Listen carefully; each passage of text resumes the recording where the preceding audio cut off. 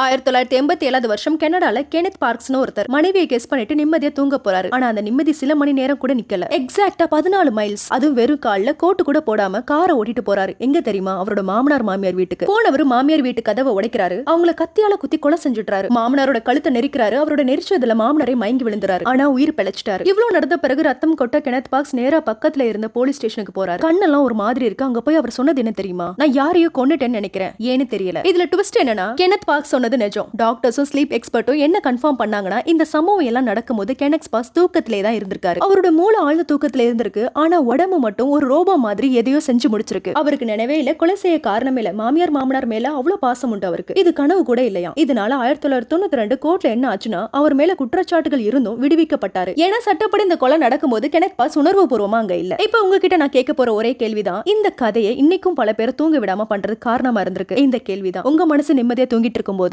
உங்க உடம்பு தானா எழுந்து ஒருத்தர் காயப்படுத்தவோ இல்லனா கொலை செய்யவோ முடியுமா? நீங்க தூக்கத்துல இருக்கும்போது என்னென்ன வினோதமா பண்ணிருக்கீங்க? இல்ல இத பத்தி நீங்க என்ன நினைக்கிறீங்க? மறக்காம கமெண்ட்ல சொல்லுங்க.